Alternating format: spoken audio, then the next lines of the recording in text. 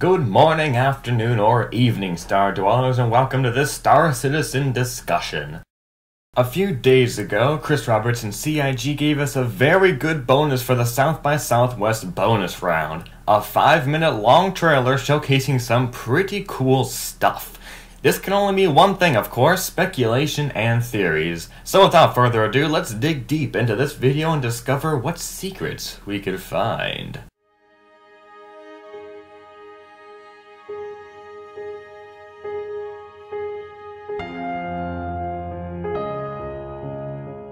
So the first thing I see is this little speck right here. Now that could be just a random asteroid, but I think that it is another player. This would come as no surprise since getting out of your ship in multiplayer free flight has already been confirmed. However, it still is a cool little tidbit that I noticed.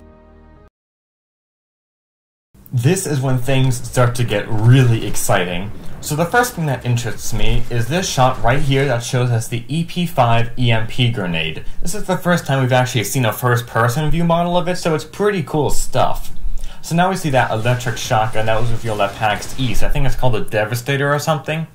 And I want to mention that I never expected elemental damage to be in Star Citizen, but now that it's confirmed in the form of this electric shotgun, I actually appreciate it, and I kind of have to wonder, will it disrupt shields?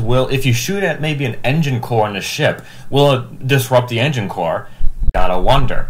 Then here we see someone patching up his buddy with the personal medkit. Now, I think he's aiming at the leg because his friend took a shot to the leg.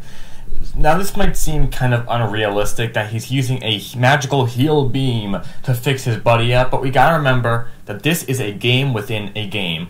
So it's going to be slightly more arcadey than what we are going to be getting in the persistent universe. Then we see some low gravity action before seeing this awesome shot of this poor guy getting blown away.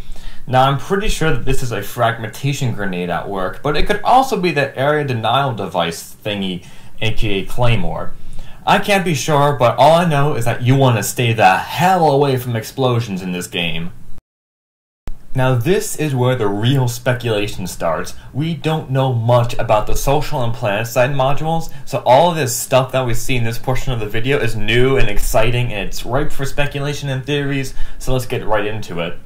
The first shot that we see is this guy walking out of a checkpoint. Now I'm pretty sure this person is the player character since we see him a lot during this portion of the video.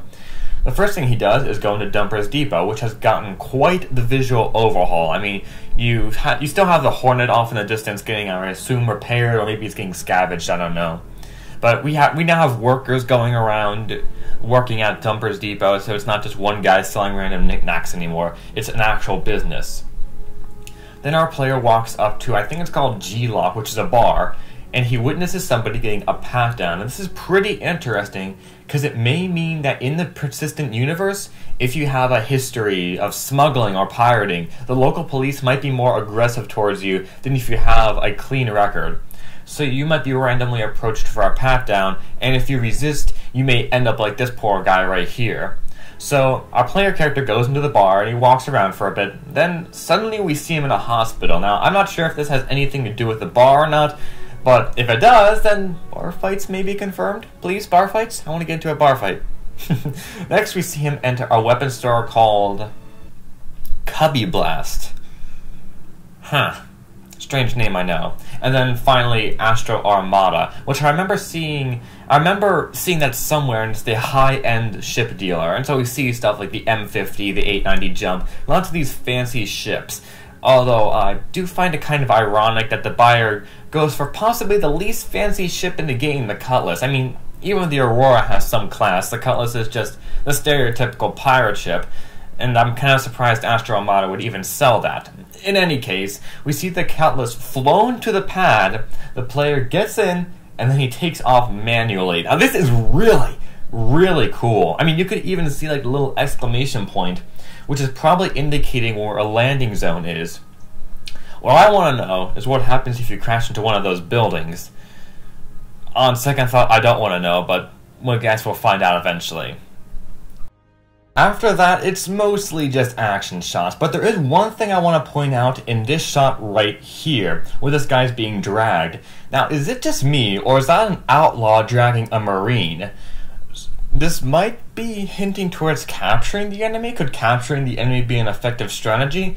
It's an interesting step to think about, and I do hope that they expand on this in the future. But for right now, all we have is this shot right here of somebody in outlaw armor dragging somebody in merino armor, so I don't really know, but it's cool. Two final things I want to talk about is character customization and REC.